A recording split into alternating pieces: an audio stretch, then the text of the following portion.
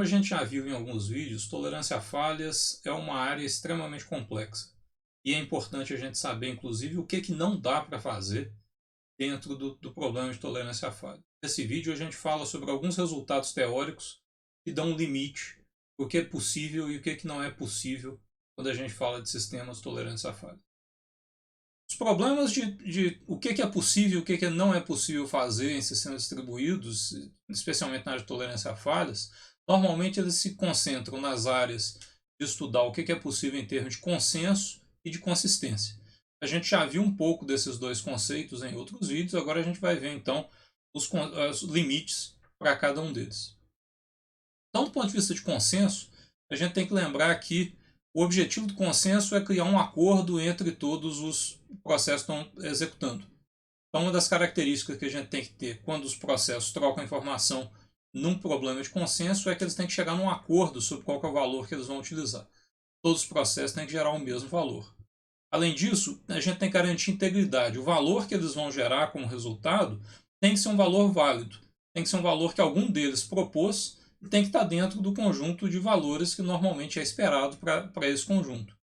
Além disso, o sistema de consenso tem que terminar. Ele tem que ter terminação garantida. Quer dizer que, eventualmente, não precisa ser num tempo definido, mas eventualmente, eles vão gerar um resultado como saída. A gente divide esses requisitos em dois grupos. O primeiro é o grupo de segurança. Se eu quero ter consenso, eu tenho que garantir que eu vou ter acordo e integridade, porque senão eles vão gerar um valor que não vale nada. Então, para ser seguro, o algoritmo de consenso tem que ter acordo e integridade. E ele tem que ter vivacidade. O inglês para isso é chamado de liveness. Ele tem que garantir que o sistema não para. Que o sistema vai evoluir até chegar num resultado. O problema que a gente verifica é que esses três autores, Fisher, Lynch e Patterson, em 85, publicaram um artigo onde eles basicamente provaram que não tem jeito de ter um consenso que seja garantido num sistema que é assíncrono e que pode ter falhas, mesmo que sejam falhas crash, do tipo crash stop, fail stop. Então, em um sistema assíncrono, o algoritmo de consenso ele pode ser seguro ou garantir que ele termina, mas não dá para ter os dois. Como terminação não é essencial, mas ser seguro é, basicamente você tem que escolher. Então, você não tem como garantir que você vai ter um algoritmo de consenso que sempre vai terminar num tempo limitado. Ele pode gastar um tempo indefinido para poder gerar um resultado. Isso não é exatamente uma coisa desejável, né? A gente quer que o sistema continue evoluindo. Então, como é que a gente lida com isso normalmente em sistemas distribuídos? Qual que é a solução, então, para esse resultado desse artigo? O que a gente faz é que, quando a gente vai trabalhar do ponto de vista teórico, a gente define modelos de falhas mais restritivos. Então, ao invés de ser um fail silent, a gente vai dizer que é um fail stop, ou ao invés de dizer que é assíncrono, nós vamos dizer que ele é síncrono e assim por diante. Na prática, o que a gente faz normalmente é que a gente aceita que o sistema, em casos extremos, pode parar de funcionar. Ele pode congelar durante um tempo até que ele volte a funcionar. Então, para reduzir a chance disso acontecer, normalmente a gente trabalha com sistemas que a gente chama de sincronia parcial. Quer dizer, são sistemas que, em último caso, eles são assíncronos, mas na maior parte do tempo a gente consegue ter temporizações para garantir que as coisas funcionam com tempos limitados. Então, nesse caso, o que a gente faz? A gente tem duas técnicas para a gente usar. Uma que a gente chama de mascaramento de falha, e se alguma coisa falhar, ele vai falhar com um fail stop, por exemplo, e depois de um tempo ele volta. E aí ele continua funcionando de novo. A gente vai ver um protocolo em outro vídeo, que é o protocolo de commit de duas fases, que ele funciona, ele tem essa característica. Num caso extremo, ele pode ter que parar e esperar um processo voltar para ele poder continuar executando. E a outra técnica é usar detetores de falha. Então a gente vai usar sistemas que ficam o tempo todo verificando se os outros processos estão ativos ou não. E ficam verificando isso a partir da troca de mensagens entre todos os nós. E se eles percebem que dentro de um certo limite de tempo um nó parou de responder, eles dão uma probabilidade para aquele nó ter falhado de forma definitiva. Então, é um sistema que é probabilístico, mas que, na maior parte dos casos, permite a gente aproximar um sistema síncrono para a gente poder funcionar. Essa limitação ela foi levada à frente num outro estudo desses dois autores, Turek e Sciascia, onde eles verificaram o seguinte: olha, vamos definir o problema de consenso da forma mais simples possível. Imagina que a Alice e o Bob querem tomar um café. Então a Alice quer convidar o Bob, mandando um e-mail, para tomar um café ao meio-dia num determinado lugar. O Bob recebe o e-mail e responde confirmando.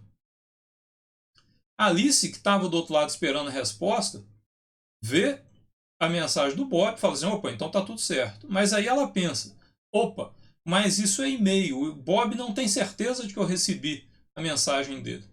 Então o Bob não sabe se eu vi a resposta dele, então ele pode não ter certeza se eu vou encontrar com ele.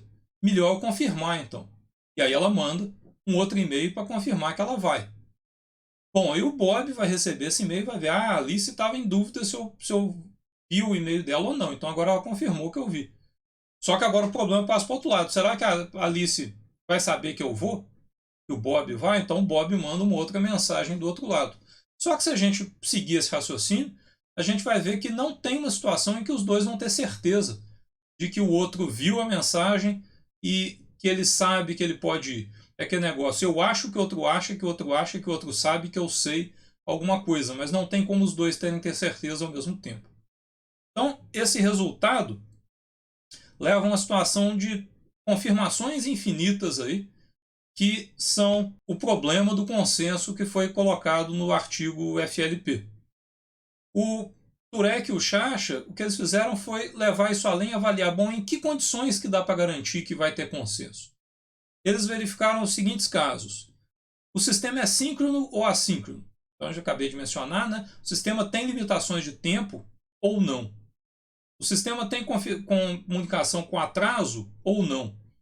Então, o síncrono assíncrono dá para eu saber se o computador da Alice ou do Bob parou de funcionar, com certeza, dentro de um tempo limitado? E a comunicação tem jeito de eu ter certeza que a minha mensagem vai chegar do outro lado dentro de um tempo limitado? Dá para eu ter certeza se as minhas mensagens vão chegar primeiro a 1, depois a 2, depois a 3, depois a 4, sempre na ordem que eu mandar? Dá para eu ter certeza se eu tenho multicast para enviar as mensagens? Então eu posso mandar uma operação só e ela vai chegar para todos os destinatários de uma vez? Ou eu tenho que mandar para um, depois para o outro, depois para o outro? Esses autores estudaram isso então e criaram essa representação nessa tabela, onde tem essas 4 dimensões. Então aqui pela parte de cima a gente tem a questão de ordem. Desse lado a gente tem a questão de se o sistema é síncrono ou assíncrono. Do outro lado, se as mensagens têm limite de tempo para ser entregue ou não. E aqui embaixo a gente tem se o sistema é multicast ou unicast. Eles estudaram todas essas opções e chegaram às seguintes conclusões: se o sistema é síncrono e o atraso na entrega é limitado, quer dizer, tem restrições de tempo bem confiáveis, então dá para ter consenso sempre. Tem algum algoritmo que vai determinar que é possível ter consenso. Se eu tenho um sistema que tem multicast no hardware, então também dá para ter consenso. Então, nesse caso, né, nesse pedaço aqui, ó, se eu tenho multicast e as mensagens chegam em ordem, dá para eu garantir que vai ter consenso. Além disso, tem mais um caso que eles mostraram que também dá para ter consenso, que é quando eu tenho um sistema que é síncrono e ordenado. Mas esse caso em particular, esse último quadradinho aí, ele pode levar um número exponencial de mensagens para conseguir consenso, então ele é mais de um interesse só teórico. Mas pelo menos a gente sabe: olha, se a gente tem um sistema síncrono com garantias de tempo, ou se a gente tem um sistema de multicast com entrega ordenada, a gente tem um sistema que é tolerante a falhas. Então a gente já sabe melhor quando que a gente pode ter consenso em sistemas tolerantes a falhas. Um outro resultado importante é o resultado que é chamado de CAP. CAP são as iniciais para 3 requisitos importantes de sistemas distribuídos, que é o de consistência, forte. Então todos nós vamos ver os mesmos dados ao longo do tempo.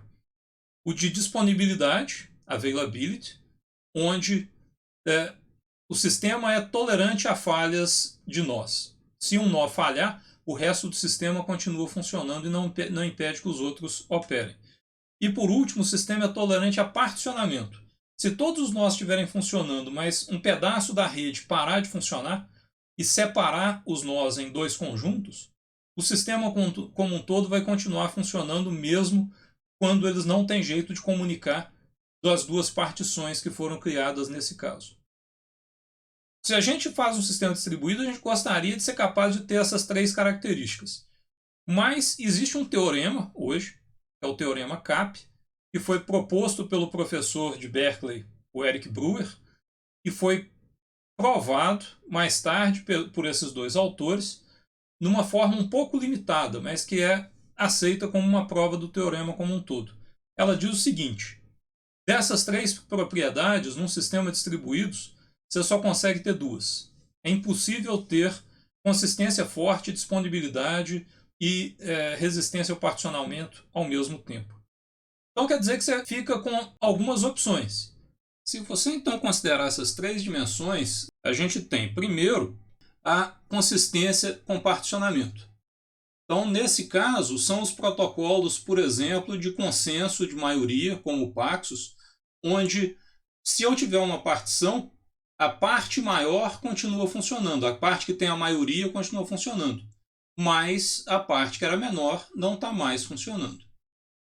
Se a gente considerar disponibilidade e particionamento, então são protocolos que garantem que, na hora que tiver um particionamento, todas as máquinas continuam funcionando e não importa de que lado que você está da partição, você consegue acessar o sistema e fazer alguma coisa. Mas na hora que o sistema voltar, eu vou ter que ter um jeito de juntar as informações dos dois lados. Por exemplo, um protocolo de gossip faz isso. E você pode ter o caso onde eu não lido com partições, eu não sou capaz de lidar com partições. Então são protocolos que garantem o funcionamento, desde que a única coisa que aconteça é nó falhar. Então protocolos como o two-phase commit permitem esse tipo de coisa, mas eu tenho que ter todo o sistema e a única premissa que eu tenho é de falha individual. Com essas combinações, o que a gente tem no final é que aquele ponto ali no meio, ele não tem como ser alcançado em sistemas reais. Ou você vai ter consistência e disponibilidade, ou consistência e resistência a particionamento, ou disponibilidade e resistência a particionamento. Mas os três juntos é impossível. Então, na internet, uma coisa que não tem como evitar são as partições. Seja na internet como um todo, ou seja dentro de um data center. Então, no fim das contas, você fica no problema de que você vai ter que lidar com partições. Então, você vai ter uma tensão entre consistência e alta disponibilidade. Quer dizer que ou você vai ter consistência forte ou você vai ter alta disponibilidade, mas você pode ter alguma coisa no meio do caminho. Da mesma forma, você vai ter uma tensão entre consistência e desempenho, porque quanto mais garantia de consistência forte você quiser, mais você vai ter que pagar um preço em termos de garantia de disponibilidade, e isso diminui seu desempenho, pelo menos em algumas situações. O resultado final disso é que, se você não quiser perder disponibilidade, e normalmente a gente não quer, a gente tem que abrir mão de consistência. A gente tem que achar soluções de consistência que são aqueles modelos de consistência mais fracos que a gente viu antes. E na maior parte dos casos, quando isso não tem jeito, você vai ter um sistema que tem várias técnicas para tentar melhorar a tolerância à falha dele, mas são sistemas que, em um último caso, se tiver um particionamento de rede, uma parte do seu sistema vai parar, porque você quer ter consistência. Então, se consistência é essencial, uma parte da rede tem que parar e você deixa de ter disponibilidade. Esses, então, são dois resultados importantes em tolerância à falha: o teorema CAP e o teorema FLP. Cada um deles fala para a gente de alguns resultados que não são possíveis em sistemas desse tipo e que vão então orientar a gente para desenvolver o projeto de sistemas que são o melhor possível dentro dessas restrições.